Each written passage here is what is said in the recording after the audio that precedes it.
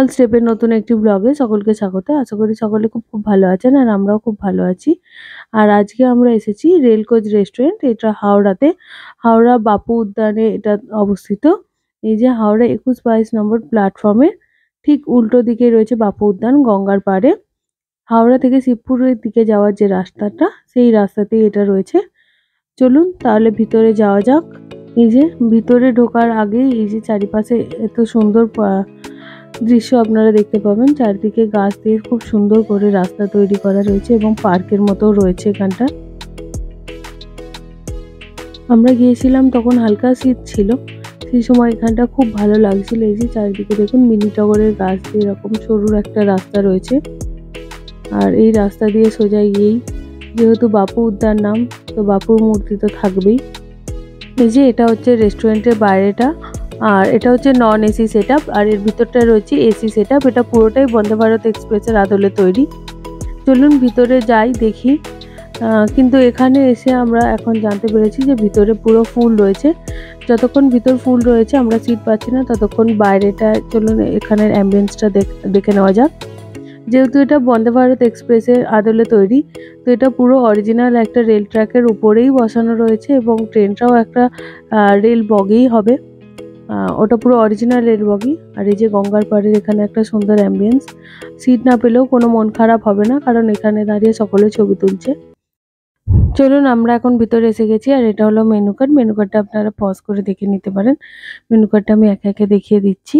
আর এখানে প্রতিটা জিনিসেরই ওজন এরা গ্রাম হিসেবে দেখাচ্ছে, তো আপনারা সেই বুঝে আপনাদের কোয়ান্টিটি অনুযায়ী অর্ডার করতে পারেন। আর প্রত্যেকটা খাবারেরই প্রাইস রিজনেবল ছিল এখানে।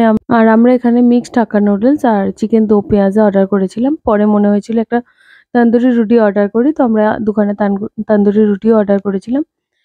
খাবারগুলো আসতে একটু সময় নিচ্ছিল, সেই সময়ের মধ্যে চলুন ভিতরে অ্যাম্বিয়েন্সটা দেখে নিই।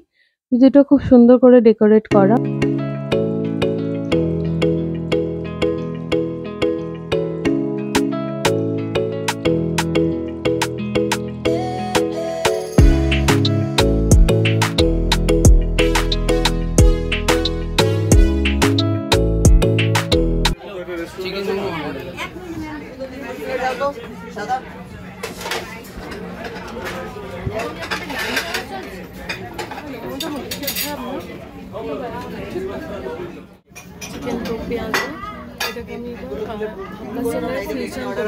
একজন ব্লগারের কাজ হচ্ছে কিছু এক্সপ্লোর করা।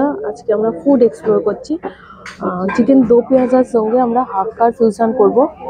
এর আগে আমরা সাধারণত মাঞ্চুরিয়ান বা চিলি চিকেন দিয়েই খেয়ে থাকি। এটা আজকে আমি দো পেঁয়াজার সঙ্গে ফিউশন করব।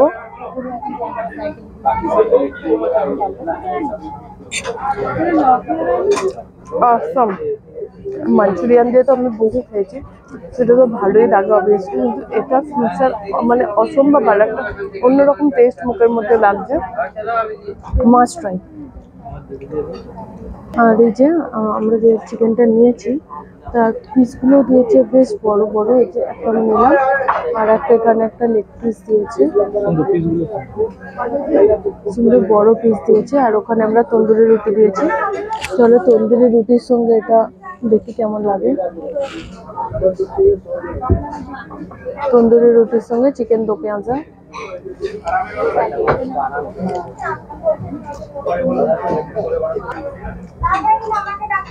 রুটিটা কোনো টেস্ট নেই, অবভিয়াসলি আটার করেছে তার উপরে। সাধারণত কিন্তু আমরা ময়দা খেতে দিই, এটা আটার হয়েছে আর ওভার বেকড, এটা বেশি ক্রিস্পি হয়ে গেছে, ফলে মুখে লাগছে। রুটিটা আমার পছন্দ না, তবে দো পেঁয়াজাটা খুব টেস্ট, খুব ভালো।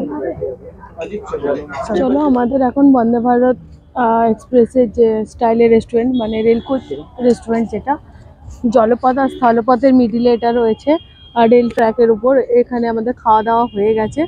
খাবার দাবার ওভারঅল ভালোই ছিল, আর প্রাইস মোটামুটি বেশিও না কমও না, রিজনেবল প্রাইস, সবার পকেট ফ্রেন্ডলি প্রাইস আছে। আর সব থেকে যেটা এখানে একটু মানে খারাপ লেগেছে সেটা হচ্ছে সময়। আর তার কারণটাও ওনারা বলে দিচ্ছেন, কারণ ওখানে প্রত্যেকটা অর্ডার নেওয়ার পর ওনারা এখানে রেডি করে তবেই দেন, যে কারণে একটু সময় লাগছে। যে কোনো অর্ডার দেওয়ার পর আপনাকে কিছুক্ষণ বসতে হবে, তারপরে আপনি অর্ডারটা আপনি পাবেন। তো এটাই যা, বাকি খাবার দাবার ওভারঅল টেস্ট সবই ঠিক ছিল। আর খাবার বেশ গরম, আমার সব ঠিকঠাক লেগেছে আর খাবারের টেস্ট ভালো। ওই আগে যেটা বলেছি, যেটা আমরা তন্দুরি রুটিটা নিয়েছিলাম ওটা ওভারবেক ছিল, বেশ ক্রিস্পি হয়ে গিয়েছিল, একদম সে বিস্কিট বিস্কিট খেতে লাগছিল। বাকি ওভারঅল ঠিক ছিল। আর চিকেন দো পেঁয়াজাটা মাস্ট ট্রাই, দারুণ খেতে ছিল, দারুণ।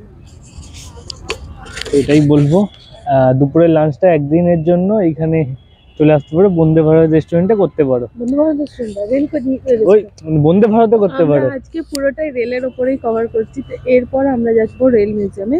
সেই ভিডিওটা দেখতে হলে তো যেটা আমাদের পরবর্তী ভিডিওতে আসছে, তাই চ্যানেলটা সাবস্ক্রাইব করুন, সাবস্ক্রাইব করে পাশে থাকা বেল আইকনটি টিপে রাখুন, তাহলে নোটিফিকেশন পেয়ে যাবেন, আমাদের পরপর ভিডিওগুলো আসবে আপনারা জানতে পারবেন।